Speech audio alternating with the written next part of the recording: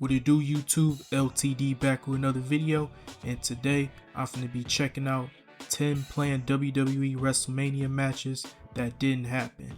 Now look, with WrestleMania season on the horizon, it's a couple weeks away. I'm looking forward to checking out this video about matches that we thought was gonna happen, but it turned out they didn't have like some stuff like got in the way, and it comes to find out that they're not going to have the match, so they had to make it audible by making a different match before what they actually had planned for the original match. So they had to have a second option in order to basically make up for what they were about to originally do.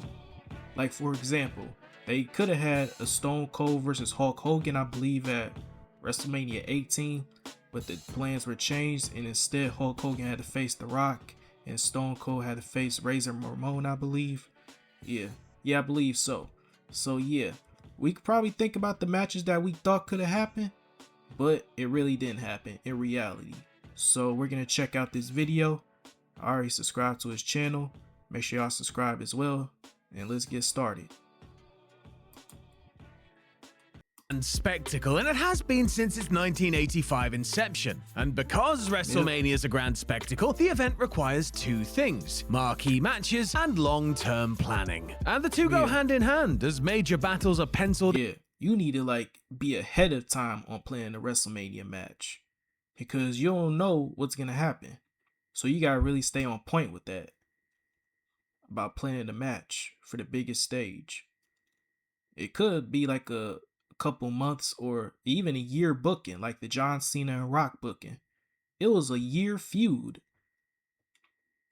In many months before we even see the WrestleMania build begin to unfold. Of course, to quote a certain sage newsletter writer, plans change. Through the decades, there have been numerous matches that made it well past the first draft phase, but didn't quite get pressed into final copy for one reason or another. Certainly, WrestleMania history would look very different if a few of those clashes came to pass. I'm Sam Driver from Cultaholic Wrestling, and these are 10 planned WrestleMania matches that didn't happen. Join us!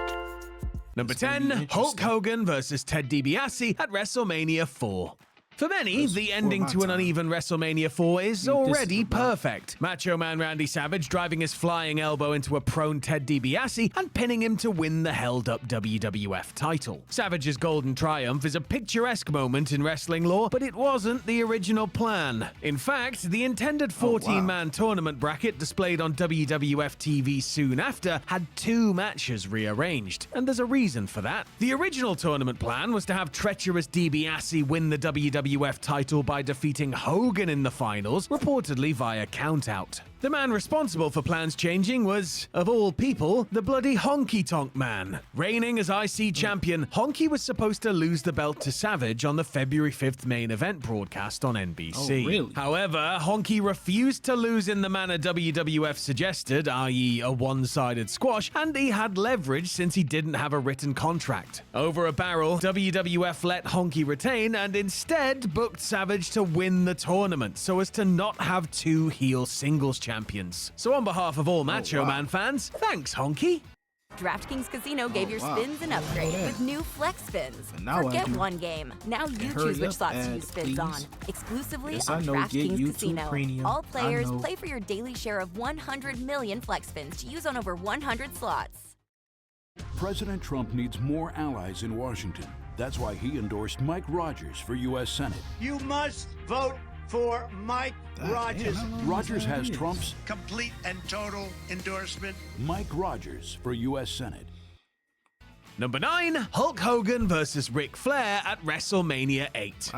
It was the dream match to end all dream matches. The muscle-bound superhero of the WWF versus the cunning playboy from Jim Crockett Promotions. Apter magazines and ardent fans debated for years who would win this theoretical battle between stars of neighboring galaxies. So the WWF scored a major coup when it acquired Flair in 1991. A headline match against the Hulkster looked to be all but inevitable. And Hogan vs. Flair was absolutely penciled in for the 8th WrestleMania. Flair won the vacant WWF title in the 92 Royal Rumble match, and Hogan was named top contender. But then... I can't even imagine how that match would have been. Ric Flair and Hulk Hogan?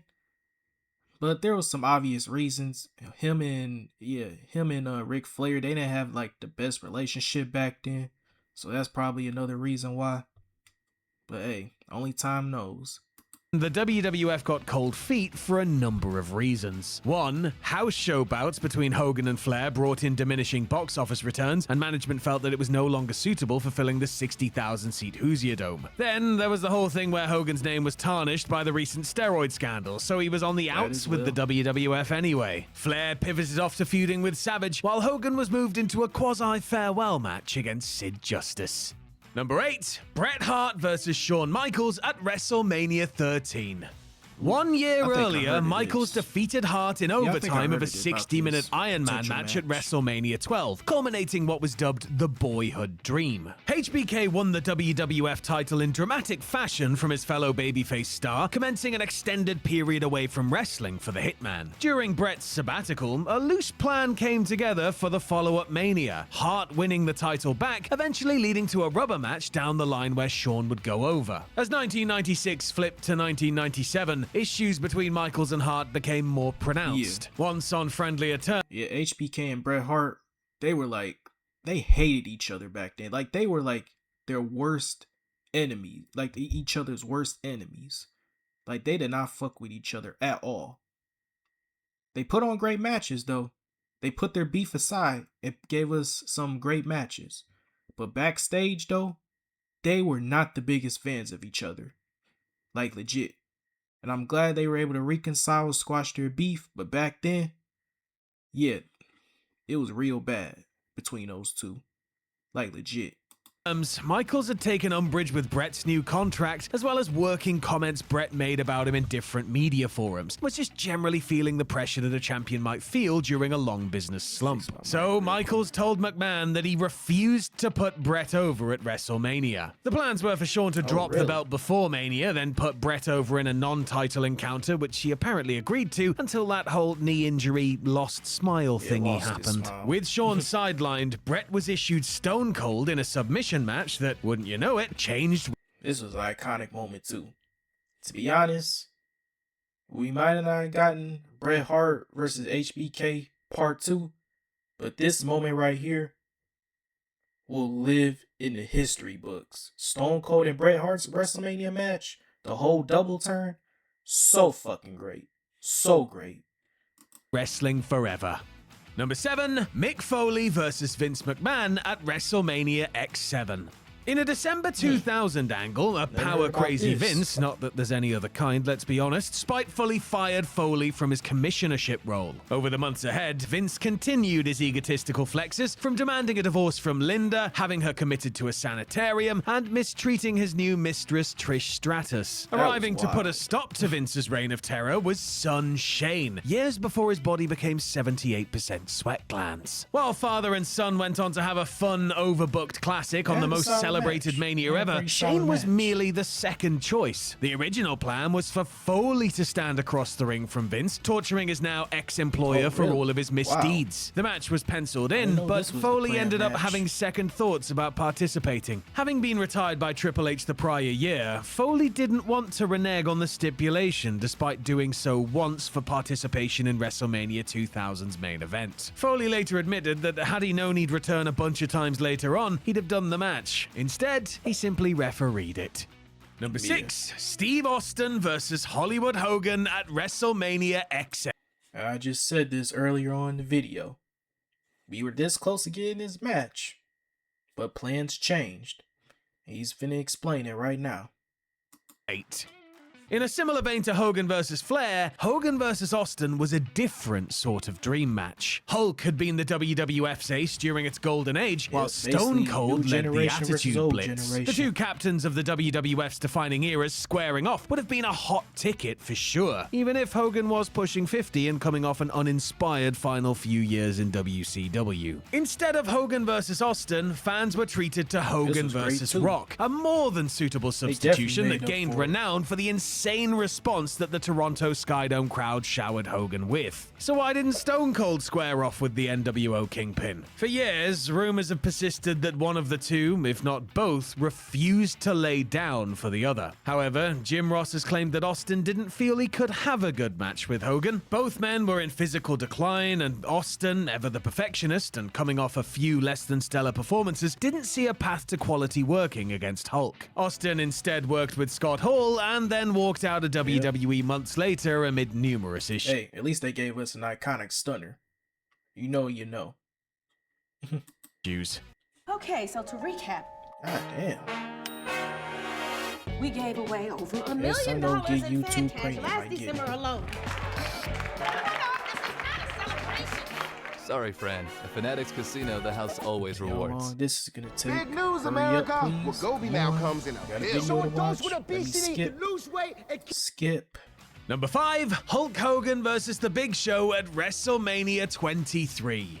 The Battle of the Billionaires could have been much different. The final product saw two ascending heavyweights in Bobby Lashley and Umaga playing the designated battlers in WrestleMania's most heavily promoted match. But originally, plans were for Hogan and Show to renew WCW hostilities, and it made perfect sense. Hogan versus a 500-pound giant in a Michigan football stadium 20 years after a famous match of similar makeup. It would have been a fun nod to history. But the original match design began unraveling the prior December. Paul White was badly ailing with numerous injuries and needed a long sabbatical to get his body right. He left WWE after dropping the ECW belt to Lashley, then departed the company. WWE initially intended to insert the Great Khali into the match, but then Hogan was out after he and Vince ran into an impasse over money. Interestingly enough, Hogan did face Show in April 2007, but it was away from WWE. Originally, Hogan was supposed to wrestle Jerry Lawler in a Legends match in Memphis, but WWE pulled Lawler from the booking. White stepped in to face Hogan instead in something of a forgotten clash.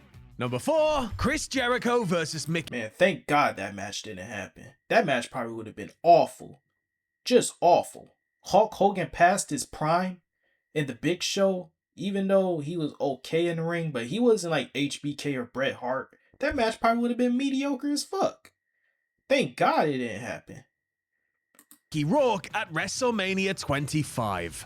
WWE's put celebrities in wrestling matches before with varying degrees of success. It was thought by 2009, hey, why don't we get the guy who played a wrestler in a hit movie to do a match? He's already trained after all. Indeed, Rourke's portrayal of Randy the Ram Robinson in the film The Wrestler thrust him back into the spotlight, garnering him lots of awards buzz. So of course, WWE wanted to capitalize. The hype for Rourke versus Jericho was set in motion when the actor called Jericho out on the red carpet of the SAG Awards. The two of them had a tense war of words on Larry King Live, and then nothing. Rourke ended up backing out of the match at the insistence of his management team. He was up for Best Actor at the Academy Awards, and his team felt doing a wrestling match might harm his chances at winning a serious award. Rourke acceded to their suggestion, but did so in vain. Best Actor went to Sean Penn for his portrayal of groundbreaking politician Harvey Milk. 6 weeks later, Rourke did appear at WrestleMania, strictly to give Jericho a post-match pummeling.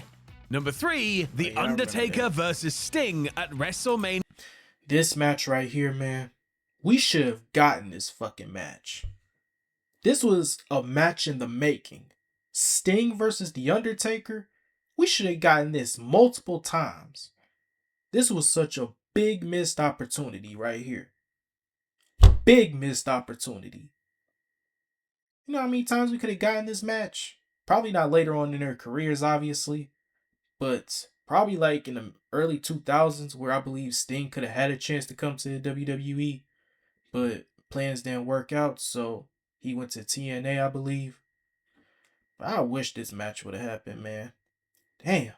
27.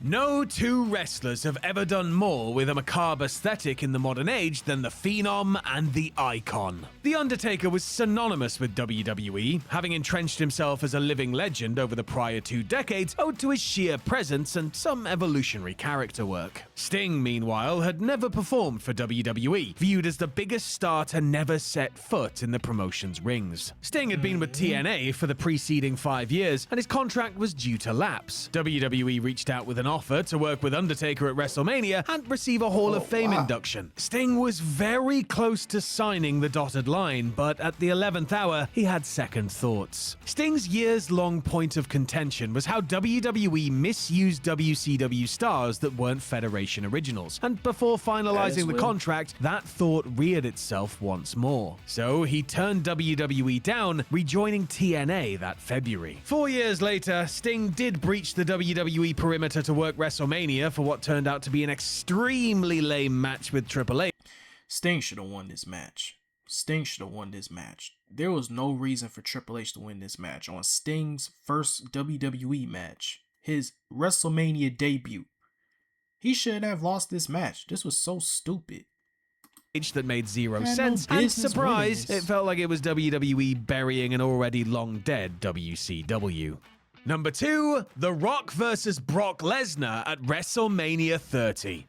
Now, Rock and Brock had crossed paths before. At the 2002 SummerSlam, Hollywood-bound Rock put over the rapidly ascending next big thing in the main event, dropping the WWE title to the promotion's new top guy. Fast forward a decade later, and both men were certified box office draws. Rock on the silver screen, Lesnar inside the octagon. A WrestleMania match between the two felt like a massive treasure chest just waiting to be pried open. The build was supposed to commence a year before the match. After dropping the WWE title to John Cena at Twice in a Lifetime, Rock was supposed to be accosted by Lesnar the next night on Raw, putting the big match into motion. Unfortunately, Rock suffered significant injuries during his match with Cena, tearing his abdominal and adductor muscles, as well as sustaining a hernia. Not only could the Raw angle not go on as planned, but Rock's recuperation delayed production on his upcoming Hercules movie. As a result, film companies were skittish about insuring Dwayne Johnson if he was going to continue his wrestling endeavors. Thus, Rock chose to forgo future matches. Lesnar got a pretty good consolation prize, though, in ending Undertaker's streak.